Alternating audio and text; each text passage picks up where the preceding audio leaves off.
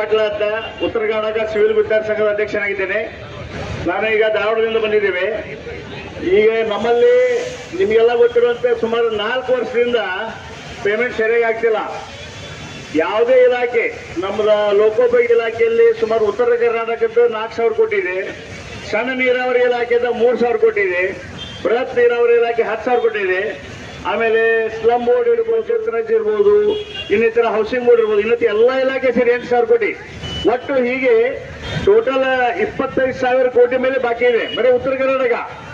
ರಾಜ್ಯದ ಹಿಡಿದು ಬಿಟ್ರೆ ನೀವು 50,000 ಕೋಟಿ ಮೇಲೆ ಇದೆ. ಈಗ ಆಕ್ಚುಲಿ ಸ್ಟೇಟ್ನವ್ರು ಹೇಳಿದ್ರು 32,000 ಕೋಟಿ ಬಾಕಿ ಐತೆ ಅಂತ ರಾಜ್ಯದ. ನಾನು ಉತ್ತರ ಕರ್ನಾಟಕದ ಎಲ್ಲಾ ಕಡೆ ರಿಯಲಿಸ್ಟಿಕ್ ನಂಬರ್ಸ್ ತಗೊಂಡ್ರೆ 25,000 ಕೋಟಿ ಬರೀ ನಮ್ಮ ಉತ್ತರ ಕರ್ನಾಟಕದಷ್ಟೇ 25,000 ಕೋಟಿ ಮೇಲಿದೆ. ಅಂದ್ರೆ ಟೋಟಲ್ ರಾಜ್ಯದವ್ರು 50,000 ಕೋಟಿ ಮೇಲೆ ಹೋಗ್ತೈತಿ, 50ರಿಂದ 60,000 ಕೋಟಿ. ಈಗ ನಮ್ಮಲ್ಲಿ ಈ ಕೊಡ್ತೇವೆ ಆ ಕೊಡ್ತೇವೆ ಅಂತ ಎಲ್ಲ ಇಲಾಖೆ ಹೇಳ್ತೇವೆ. ಬೃಹತ್ ನೀರಾವರಿ ಇಲಾಖೆ ಇರ್ಬೋದು, ಆಮೇಲೆ ಸಣ್ಣ ನೀರಾವರಿ ಇಲಾಖೆ ಬರ್ಬೋದು, ಲೋಕೋಪಯೋಗಿ ಇಲಾಖೆ ಇರ್ಬೋದು, ಎಲ್ಲ ಇಲಾಖೆದವರು ಸುಮ್ಮನೆ ಮೂಗಿಗೆ ತುಪ್ಪ ಹಚ್ಚೋ ಕೆಲಸ ಮಾಡಕತ್ತಾರ. ಈಗ ಬರ್ತೈತಿ, ಇನ್ನು 2 ತಿಂಗಳಿಗೆ ಬರ್ತೈತಿ, 2 ತಿಂಗಳಿಗೆ ಬರ್ತೈತಿ.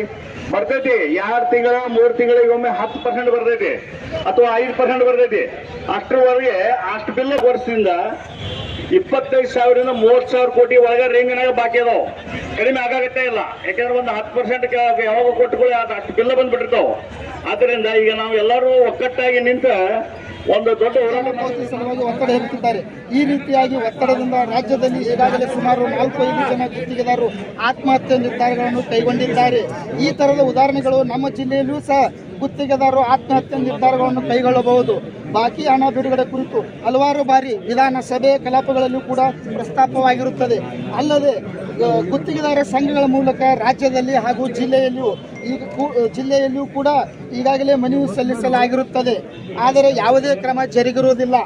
2025 ಫೆಬ್ರವರಿ ಹಂತದೊಳಗೆ ಸರ್ಕಾರ ನಮ್ಮ ಬೇಡಿಕೆಗಳನ್ನು ಈಡೇರಿಸದೇ ಇದ್ದರೆ ಉಗ್ರ ಹೋರಾಟ, ಉಪವಾಸ ಸತ್ಯಾಗ್ರಹಗಳು ಹಮ್ಮಿಕೊಳ್ಳಲಾಗುವುದು. ಆತ್ಮಹತ್ಯೆ ನಿರ್ಧಾರಗಳನ್ನು ಕೈಗೊಂಡರೆ ಇದಕ್ಕೆ ಸರ್ಕಾರವೇ ನೇರವಾಗಿ ಹೊಣೆಯಾಗಿರುತ್ತದೆ.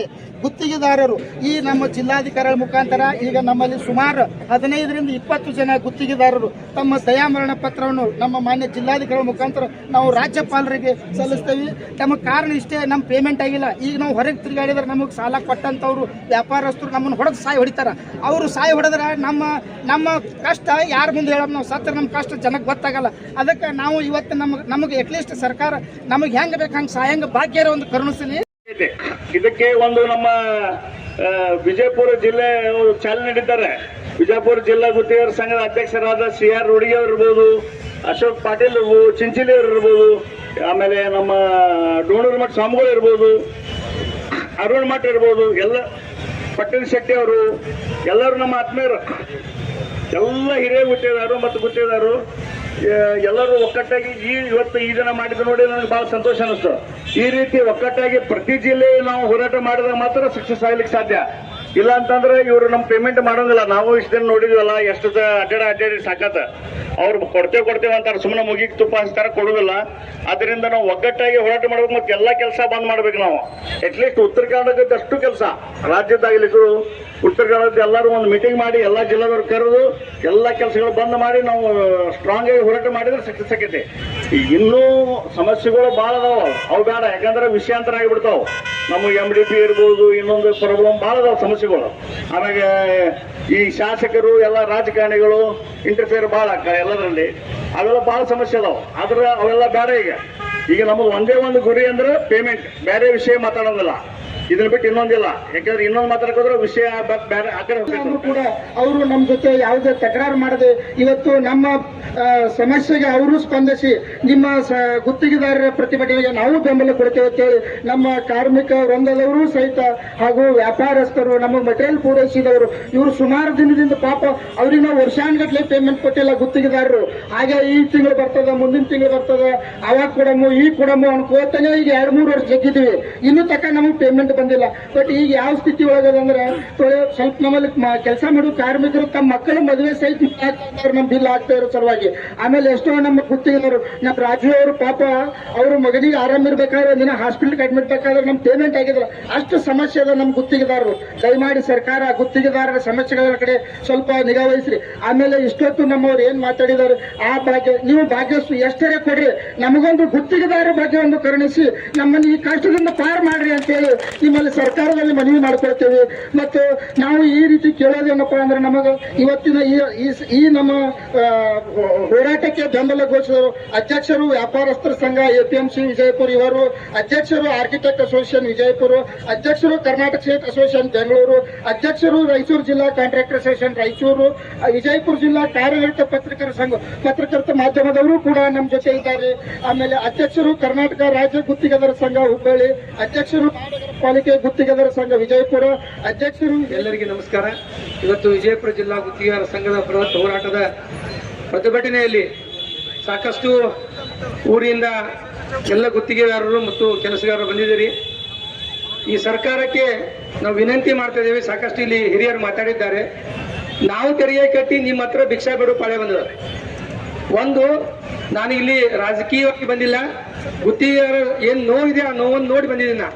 ಯಾಕಂದ್ರೆ ನಾವು ಮಹಾನಗರ ಪಾಲಿಕೆಯಲ್ಲಿ ಅವ್ರ ಕಡೆಯಿಂದ ಕೆಲಸ ಯಾವ ರೀತಿ ತಗೊಂಡಿದ್ದೀವಿ, ಅವ್ರು ಹಗಲಿನಲ್ಲಿ ದುಡಿತಾರೆ. ಅವರು ಬಿಸಿಲು ಗಾಳಿ ಮಳೆ ಅನ್ನೋದೇ.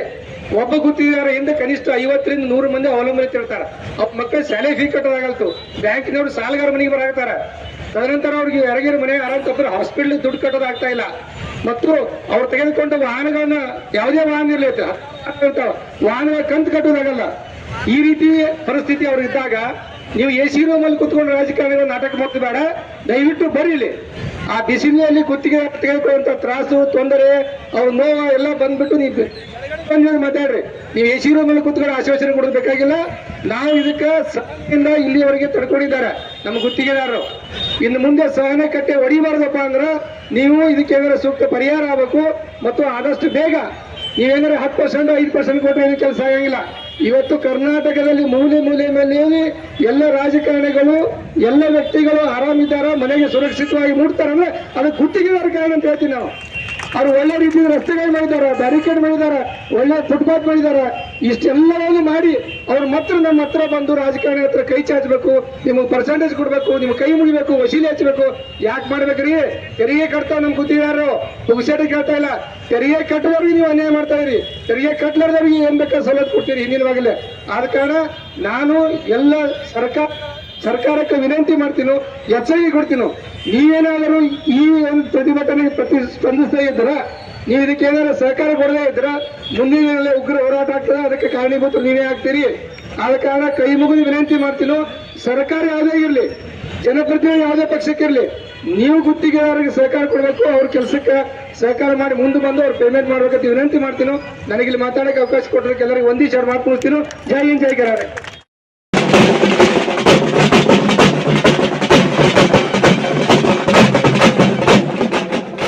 ಗುತ್ತಿಗೆದಾರರು ಇವತ್ತು ಬೆಳಗ್ಗೆ 10 ಗಂಟೆಗೆ ಶ್ರೀ ಸಿದ್ದೇಶ್ವರ ದೇವಸ್ಥಾನದಿಂದ ಮೆರವಣಿಗೆ ಮುಖಾಂತರ ಈಗ ಜಿಲ್ಲಾಧಿಕಾರಿ ಕಚೇರಿ ತಲುಪಿದ್ದೀವಿ.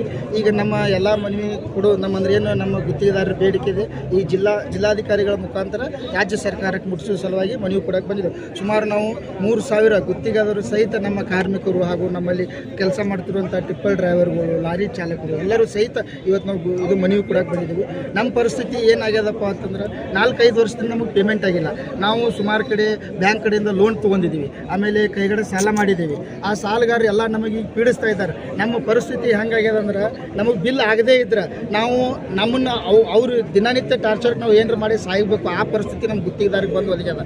ಆಮೇಲೆ ನಮ್ಮಲ್ಲಿ ಈಗ ನಮಗೆ ಕೊಟ್ಟಂಥ ಮೆಟೀರಿಯಲ್ ಕೊಟ್ಟಂಥವ್ರು ಅವ್ರಿಗೆ ನಾವು 2-3 ವರ್ಷದಿಂದ ಇವತ್ತು ಕೊಡ್ತೇವೆ, ನಾಳೆ ಕೊಡ್ತೇವೆ ಹಿಂಗೆ ಹೇಳ್ಕೊತ ಬಂದಿದ್ದೇವೆ.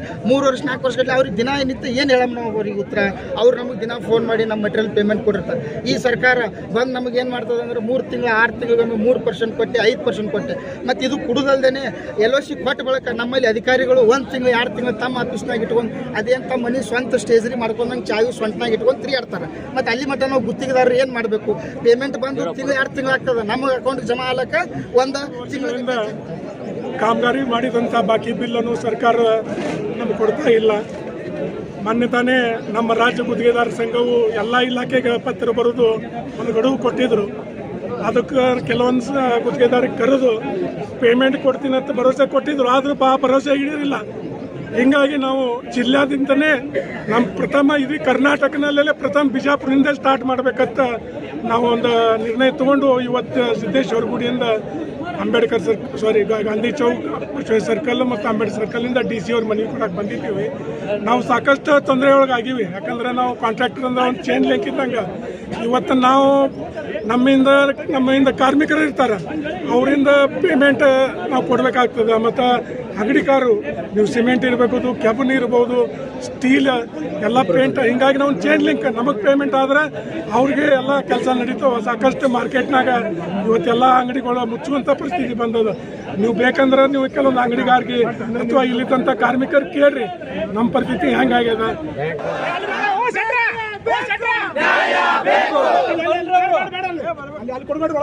ಇಲ್ಲಿ ಬರ್ಬೇಕ್ರಿ